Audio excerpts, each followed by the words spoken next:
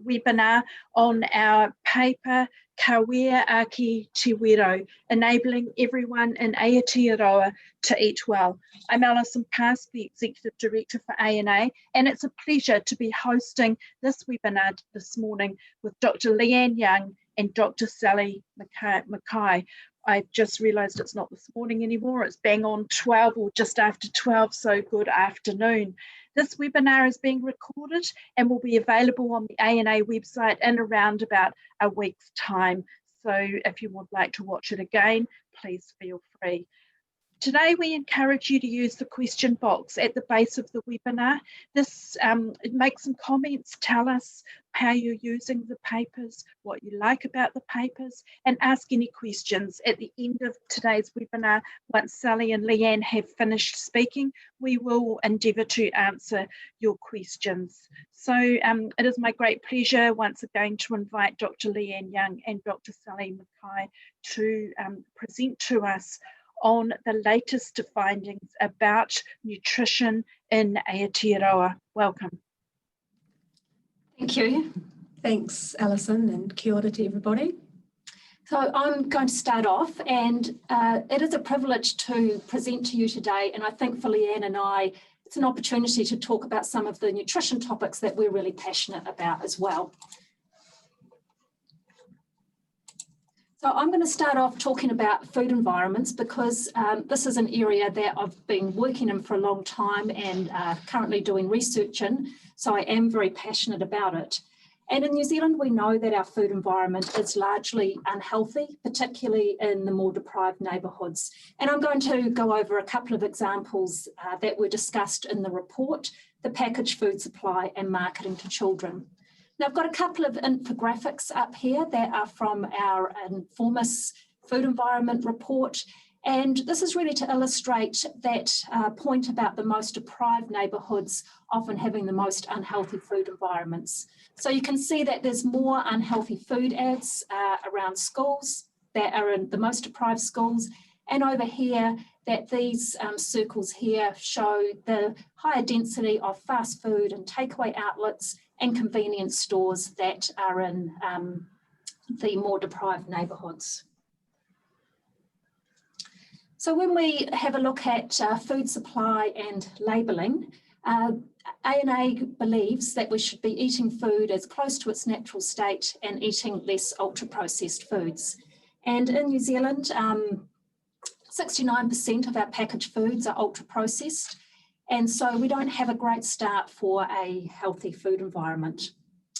But we do need to acknowledge where we are doing well. We have a robust system to regulate health claims on food, and we are looking at added sugar labelling at the moment under consideration.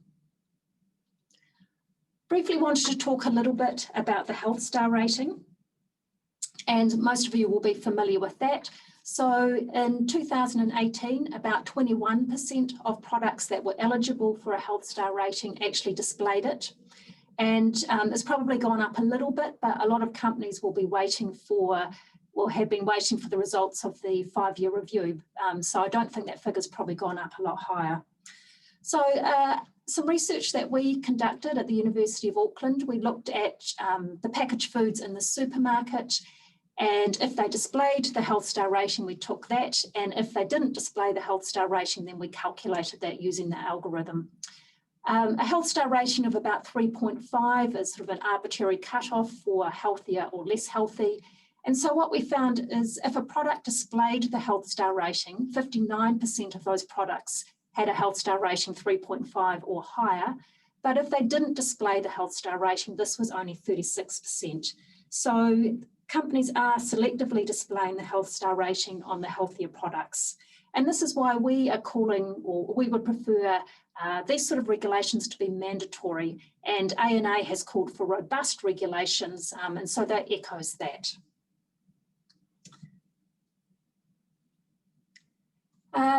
Another area that I'm passionate about is unhealthy food and beverage marketing to under 18s. And I think there are a lot of advocacy organisations that will be really making a strong call for this over the next few years. So ANA supports government-led regulation, and this includes media, sponsorship, influencers, etc. So most of you will know that kids take messages at face value. They don't always recognise that something is advertising. And in New Zealand, we currently have self-regulation with the Advertising Standards Authority Code. So this is monitored by a complaints process, and I'd like to thank Healthy Auckland Together for these images, and they have been submitting complaints to the ASA because that is the way of monitoring, and pretty much all of their complaints have not been upheld. So for example, all of these products here, we've got Hell Pizza, Cookie Bear and Cocoa Pops. All of these ads that you see were considered okay. These are not marketing to children according to the ASA code. So the Hell Colouring competition and the Cookie Bear were both on Facebook. So even though you can see that they are activities for children and families, because they're on Facebook, they're not considered to be marketed to children because children under 13 don't use Facebook and parents are the gatekeepers, supposedly. And then the Cocoa Pops ad with the children that was on YouTube, again, was not considered to be marketing to children because the children don't go to the grocery store and buy the Cocoa Pops, it's the parents that do. And so therefore this was marketed to the parents. So you can see this is another example of our self-regulation being largely ineffective in New Zealand, and this call for robust regulations is needed. So now I'm going to pass on to Leanne to talk about dietary patterns. Okay, so when we're talking about dietary patterns, what is a dietary pattern? So basically it's what is considered, part of our overall diet. So it's the foods, the food groups and nutrients that are included. And it's the combination and variety, frequency and quantity which are consumed regularly is what we call a dietary pattern. So the focus on dietary patterns has happened, reasonably recently, and it's emerged out of a previous focus where we looked at sort of single nutrients, we looked at foods or food groups and their effect on health. And so there was what came out of the data was a need to incorporate sort of the cumulative effect of these this ways of eating and the interactive effect, so between these different foods, and to look at this over time and look at sort of multiple dietary components. So, and this is what's been shown to predict or influence disease. So it's this consideration of dietary patterns has also helped us develop national dietary guidelines. So there's a range of different eating patterns that have been promoted in the media and in the scientific literature and from the Ministry of Health and other organisations. And so you can see a couple of them represented there that you might have heard of, like the DASH, Dietary Approaches to Stop Hypertension, the Mediterranean diet, and then obviously we have the nutrition guidelines related patterns. So we know that, that these dietary patterns have shown us a lower risk of chronic disease. So they've been linked to a lower risk of heart disease. They've also been linked to lower rates of obesity and type 2 diabetes. So they're found to be favourable, as I said, for these health outcomes. Now, there is a few slight differences between these dietary patterns, but however, there's many commonalities, and it's, I guess, the commonalities that we're focusing on.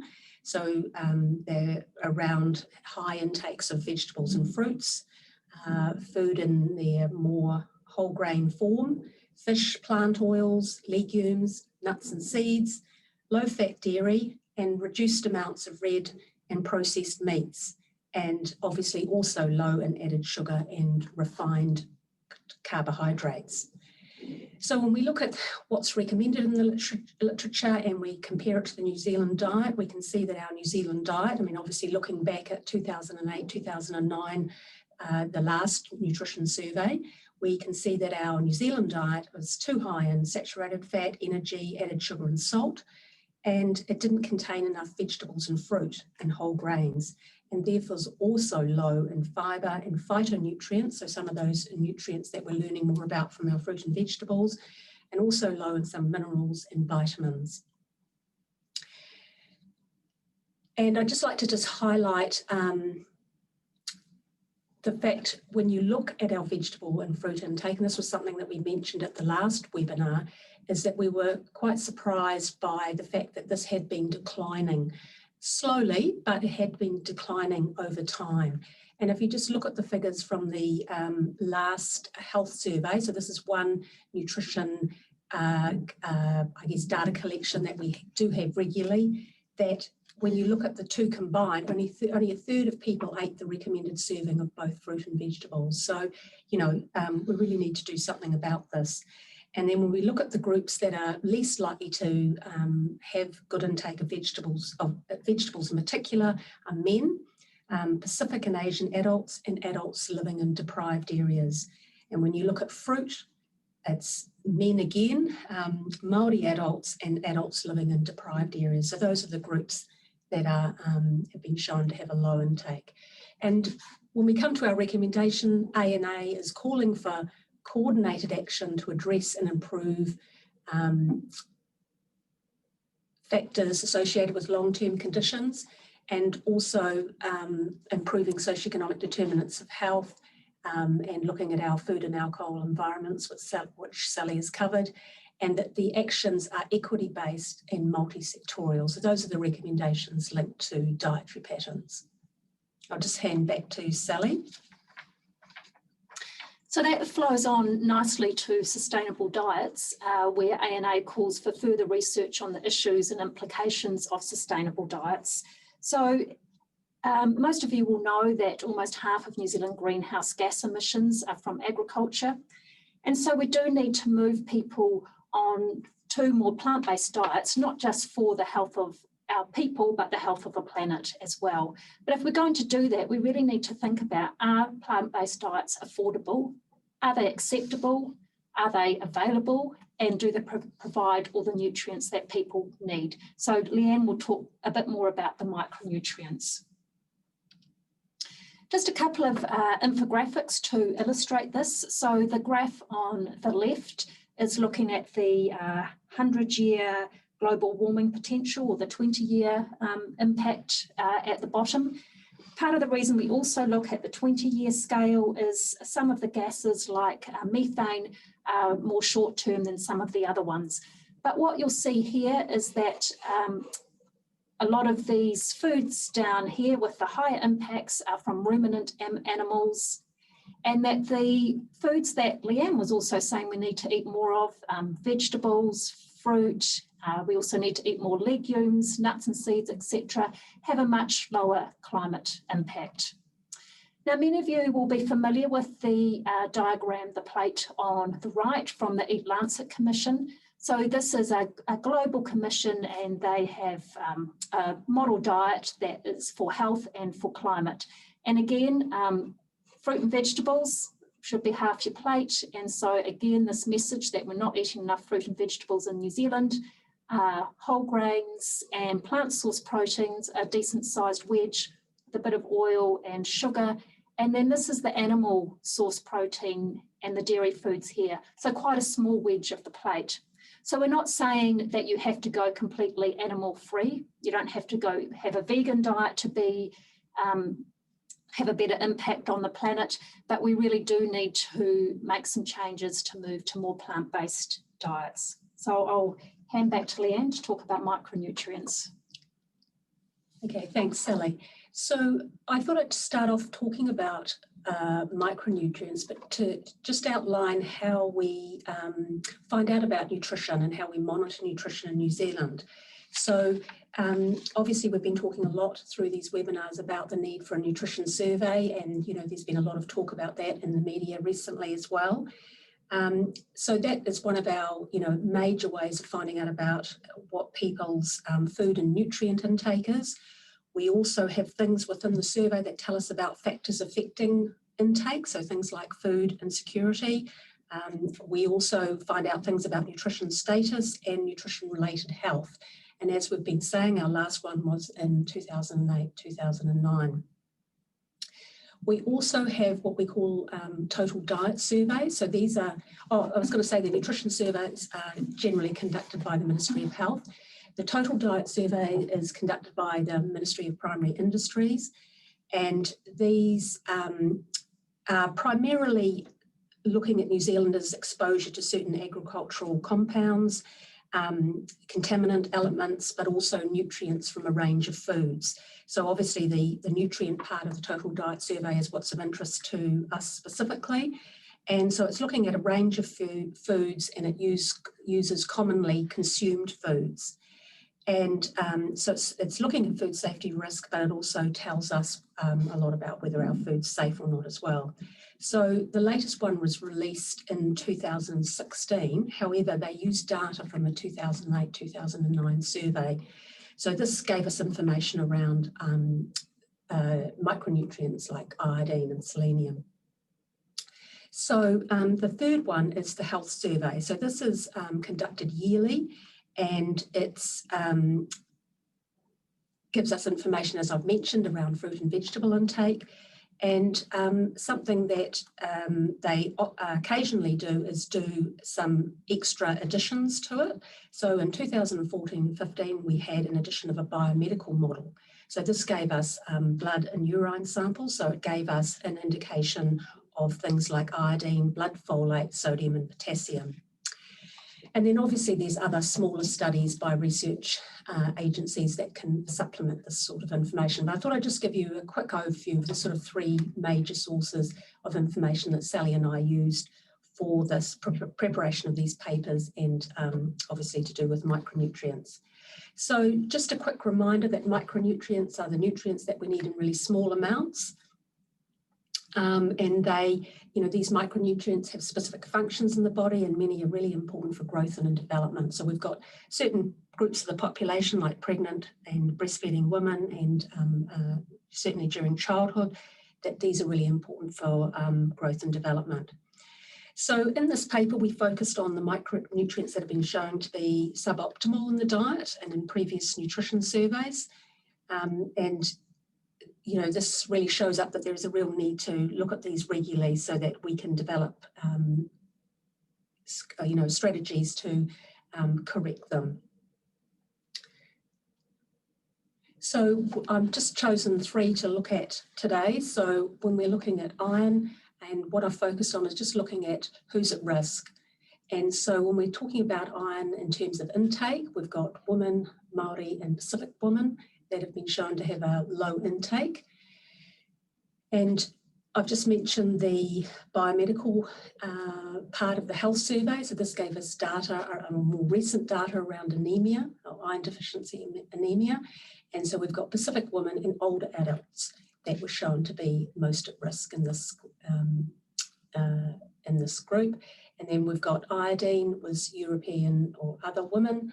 And there's also some indication that breastfeeding women and their infants, particularly that group who don't use supplements, were shown to be most at risk. And I also just wanted to touch on B12 because that's something, talking more about plant-based eating, that it's a nutrient that we need to be mindful of. And so particularly for our young women, and interestingly, older adults were shown to be low as well. So our recommendations in this area are obviously regular and robust collection of data to monitor trends and identify emerging issues, particularly around things like if we are moving to more of a plant-based way of eating. Oh, sorry, that was me. Okay, hopefully we're going okay for time. This was something that we raised last week around the public health nutrition workforce, and just a few points we wanted to raise around this because there isn't any data around this. That we have really got, as I said, a lack of research on nutrition workforce development. We really don't know what's happening out there, other than we know that there is a declining number of community-based courses. Obviously there's university-based courses available around in nutrition, but if you're working out in the community and you want to access a course that isn't too long, but it covers the sort of essential information that you'd need for working with groups in the community, there's, as I said, a declining number. There's really only Pacific Island Heartbeat that's offering courses that we know of. So there may be other courses out there, but it'd be really great to do a bit of work to find out what is available and what might be the gaps. So there's also, we're aware of a large amount of misinformation, often through our social media and other avenues. So, it's really important to have our nutrition people who can counter that sort of misinformation for people. So in terms of the workforce, ANA is calling for a stock take of training needs of the public health nutrition workforce to see where there might be gaps. And then following on from this, we'd really love to have a workforce development strategy as well. So now I will hand over to Sally. So I'm going to finish off this webinar talking about recommendation 2 from the report, which is develop a national nutrition strategy. So we did talk about this in the last webinar, but it is something that's really important, and there are a lot of groups at the moment calling for a food strategy or a food and nutrition strategy or a nutrition strategy. So it's something that is definitely recognised that is needed. So we obviously need it for food security and for health, but also for cultural values and to contribute to our zero carbon future.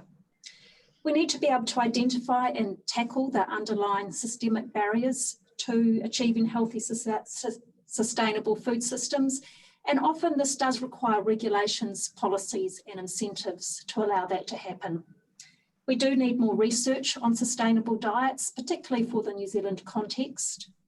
And we need to make sure that our local food systems are resilient. And I think COVID has been a very good example of that. So we need to know more about what's working well in our local food systems and how we could strengthen this. And then Leanne's also touched on the workforce development strategy for public health nutrition. And to finish off, this was something that we developed as part of some research we did, Food Epi, that some of you may have been involved in, where we looked at what government actions are needed to improve our food environment. And we recommended a food and nutrition strategy as well, and acknowledged that there is a lot of government entities that are needed at the food table that have a role or a responsibility. We actually counted up about 31 when we looked at it. But also that there was no overall entity responsible. No one was looking at coordinating this. Now, some of the entities are obvious, like health and education, DHBs, Ministry for Primary Industries, but some are less obvious, like we need broadcasting and the Ministry of Culture if we want to do anything about marketing to children. We need internal affairs because of their role in local government and the possibilities of what local government can do to improve food environments, such as zoning laws. And we need ministries like housing and urban development, because obviously the way city areas are developed, urban development, and can really influence the accessibility to food. So this is our call for a national food strategy, a national nutrition strategy, and I think it's important that while people are calling for a food strategy, we must remember that it does need to have nutrition and it does need to reflect health as well. So that's it from us. And we've really enjoyed this opportunity to write the report and present these findings to you. As I said at the beginning, these are things that we're really passionate about and have been for some time. Thank you. Yeah, thank you. And probably also say that we've covered quite a few of the topics, but perhaps not all. So, we really look forward to hearing your feedback about them.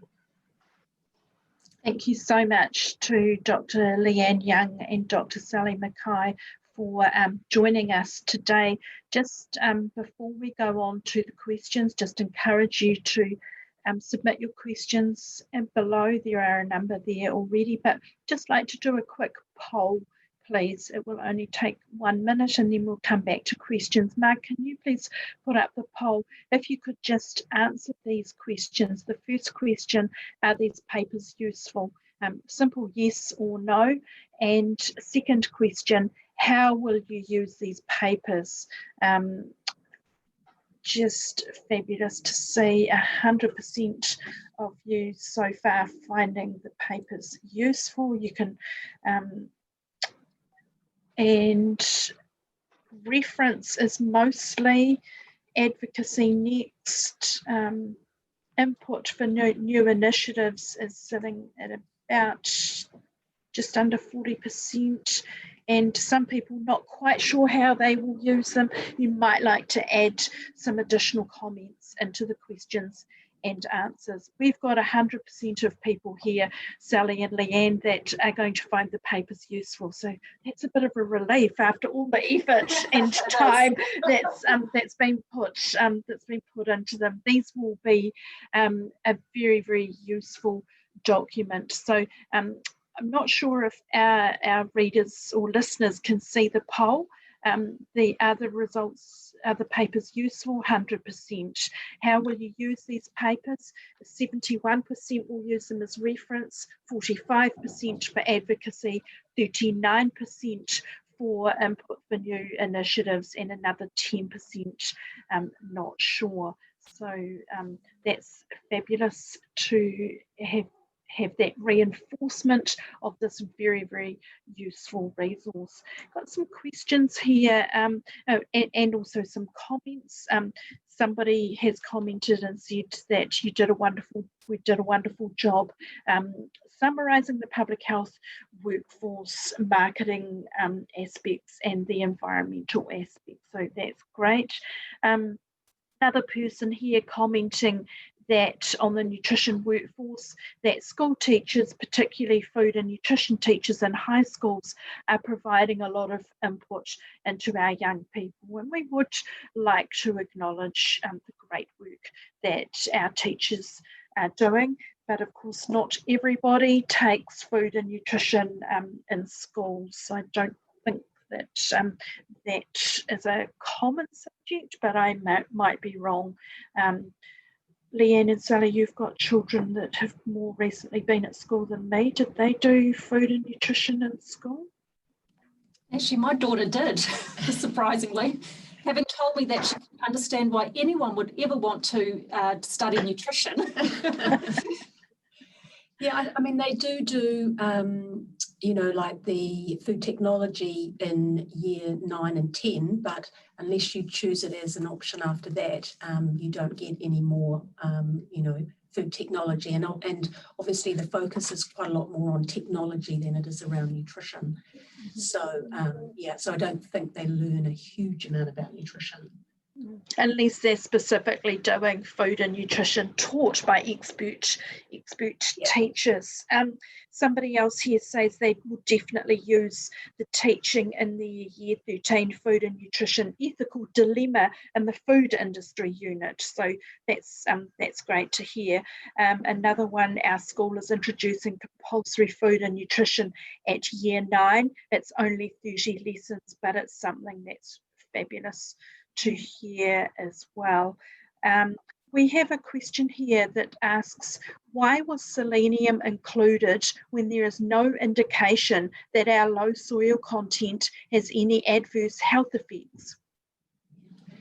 Well, I think we include it because it is at low, low in our soils, and so that means all of our foods that are grown in New Zealand are low in selenium. I mean, it hasn't, as you say, been associated with any adverse health effects. However, I think it's really important just to keep an eye on that, and it's one of the nutrients that is quite unique, internationally, that's low here. And so I just think it's really important to keep a sort of watching brief on that. There's, as I put in the paper, sort of low-level evidence around a potential link around with risk of prostate cancer. So I think it's, it's just one of those things that's really unique to New Zealand, and I think we just need to keep a watching brief on it. Do you want to make anything? No, I agree with that. Yeah. Yeah. Thank you to Dr. Sally and Dr. Leanne. Love to see the wider coordination at wider levels, and particularly the links in the last slide. So that was that's great feedback. A question here from Elaine Rush. She says, a justification for food packaging is food safety and involves plastics. What initiatives could you suggest to reduce packaging? Yeah, It's a really tough question. Yeah, and I think COVID too has sort of highlighted that issue around food safety sort of even more. You know, like who with your vegetables during COVID, you sort of wanted to put them into plastic to sort of protect yourself. So, but yeah, I think that's the $1 million question, isn't it, around food packaging? And I think for someone like me, I can take my jars along to a Whole Foods shop and refill them because I think it's important. I've got the time to do it. I've got the money to do it. But for a lot of people, unless we make those options cheaper and easier, it is difficult to reduce packaging when people are really busy. Yeah, and I mean, there is that, those supermarkets do give you that opportunity, don't they? I'm pretty sure Countdown does, where you can take in your own containers. But, and I saw when they first did it, I saw a lot of people using their own containers, but it's really dropped off. So maybe there could be a little bit more promotion of utilising your own containers, perhaps. And I guess we've seen quite a significant change with people taking in their own supermarket bags, shopping bags, and that happened reasonably quickly, I think. So yeah, it will be interesting to see. Any ideas out there, let us know. A suggestion here that Kapai Kai is teaching in primary schools, and it's at year 8 and only an option. It says after year 8 it is only an option to take food technology. Quite a few comments here about the wonderful work going on in schools. How are we interfacing with the Zero Hunger Collective? It would be good to use the insights and the current hype and investment in food security to bring public health nutrition into the conversation. Does anybody have any solutions on that? That if you answer, put some suggestions into the questions and answers for us. But Sally and Leanne, any comments on that question? Well, I'm hoping that Jeff might cover that at the next webinar. But yeah, it's a really good point. And I think that's part of the issue about needing that nutrition strategy is also finding out who's doing what, because I think there's a lot of great organisations doing some great work, but we don't always know what everyone's doing. And we need some more collaboration and a stock take of what's happening. So we're not repeating, we're supporting each other. Excellent. I think that just reinforces one of the things that we used to find about our ANA conferences were that it was an opportunity to find out what was happening throughout the country and to share that information. So this opportunity is available if anybody out there would like to run a webinar, one of the ANA webinars. We'd be delighted to hear from you. Love to share your initiatives that are happening around the country. Any thoughts? Somebody suggested that we start teaching children nutrition education from year 4. I was just going to say there is that Food for Thought program, isn't it, run by the Heart Foundation and New World, that goes, I think, into primary as opposed to secondary. So, I mean, obviously that perhaps doesn't go to all schools, but, there is that program that I know of that's happening in schools. And obviously we've got Garden to Table as well happening, in which, encompasses quite a lot of nutrition and, growing your own food and promotion of fruits or vegetables more than fruits. But so, there is a little bit of that going into the primary school. And I think that, I really agree that, the younger the better, really. And with some of the other programs that are happening, the lunches in schools and the healthy active learning workforce, at some point there's bound to be some joining up and a bit more community exposure across the whole community to some of these messages. How can we, especially this question's from Amanda at Healthy Auckland Together, how can we do more to support the recommendations from this work? And there's been a few questions from people about what can we now do that we've got this paper, we've got quite strong calls out there. What can others do? Sally and Leanne, love your feedback on that one. I guess it's always resource dependent, and I think it would be great if we were all working on particular issues, and I know the marketing to children is one that Healthy Auckland Together are really working hard on, and with some other organisations. So I guess as that advocacy moves forward for other people to support that work would be fantastic, so that we're, there's so many of us saying the same thing over and over again, that we might eventually get the message across. I think one other area that really concerns me that Leanne talked about was the workforce development, and I'm not quite sure where we go from that, but and it's great what's happening in schools, but we do need something happening in the wider community, so that there's so many online nutrition courses people can take that really don't provide them with evidence-based information. And I am concerned if we don't somehow fill that gap, that people will continue to get their information from not very good sources. Yeah, so we did have an online nutrition, it wasn't online, it was by correspondence, run by the Open Polytech at one point, and it's now stopped working. So, perhaps there's some opportunities to work in that space. So, yeah. Thank you. Thanks, Deb, for your comment to say that Countdown's now resumed the bring your own container. It stopped during lockdown, but has now, so take your containers to Countdown, and that's a great initiative. Thanks for that. Sally and Leanne, thank you here from Paul. He says, my question is, do you both consider plant-based diets feasible and sufficient to meet the requirements for all age groups? Sally, I bet you're jumping to answer that question.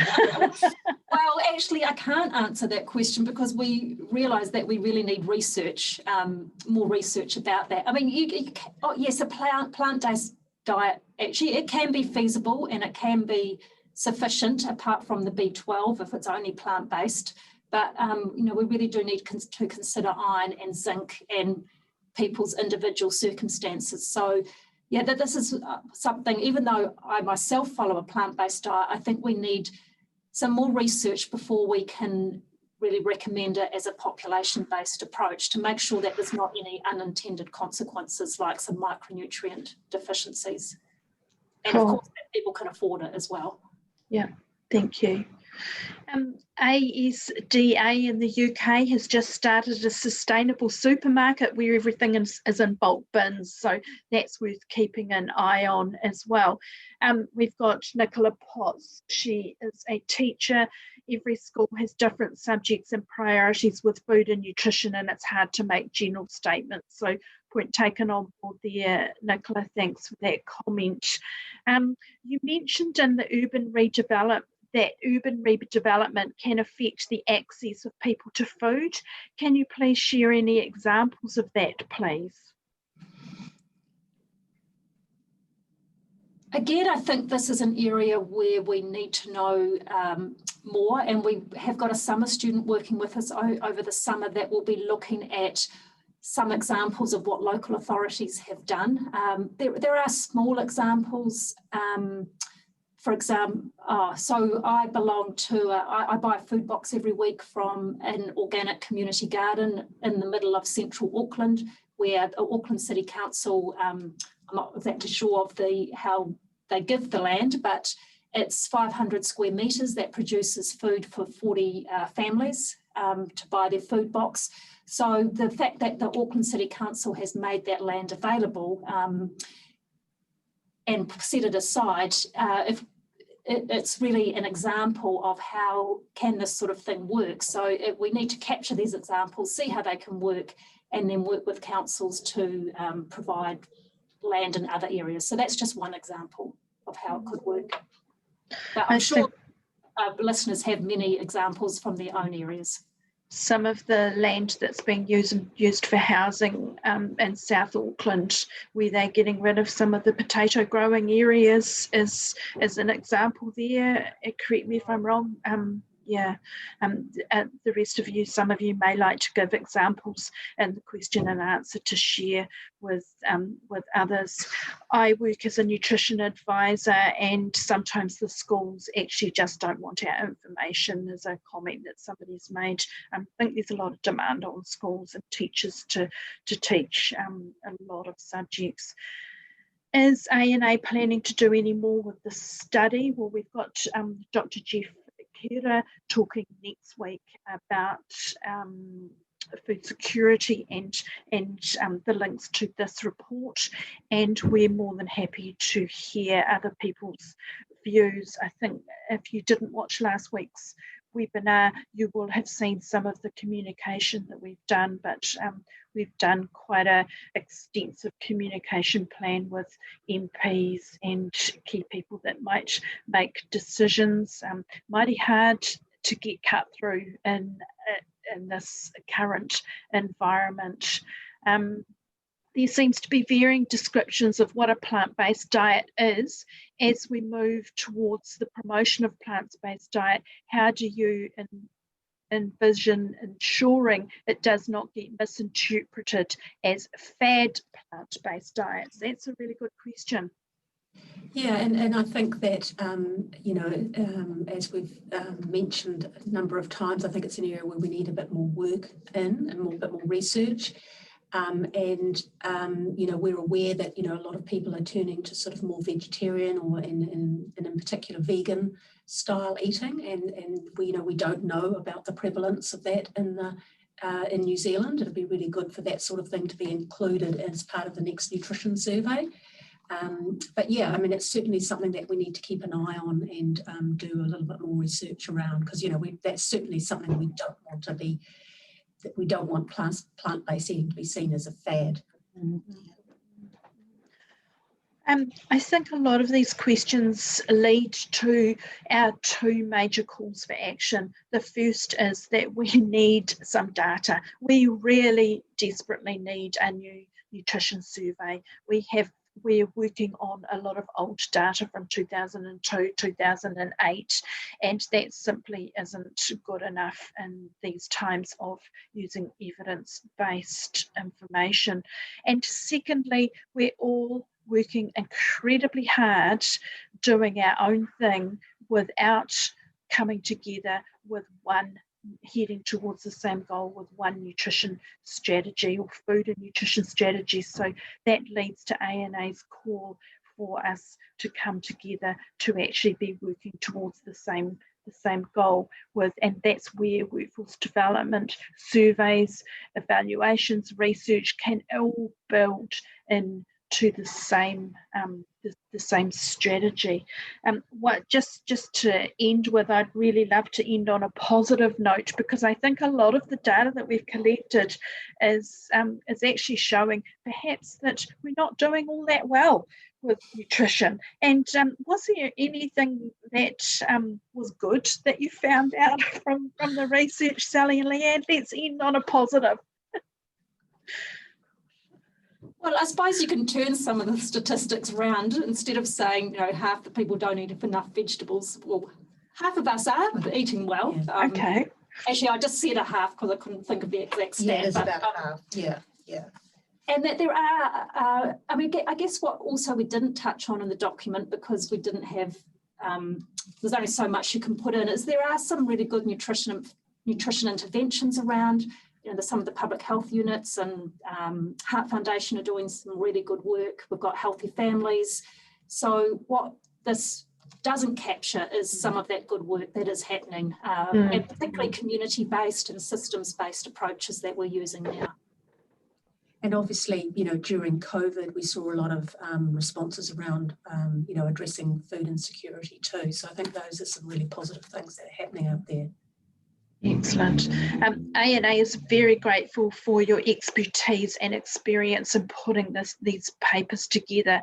So on behalf of the wider public health, nutrition and physical activity sector, we thank you both very much for the efforts in collating this research, putting it together and presenting today. Next week, back to Tuesday lunchtime, where we've got Dr. Jeff Kera. He is from Massey University, and Jeff is an expert in food security, and we really look forward to what he's got to say. He was an advisor on this project. So fabulous to have this information in one place. We really look forward to finding out what you do with this document. This is not the end, this is just the beginning. And wishing you all a happy rest of your week. Ka kite anō.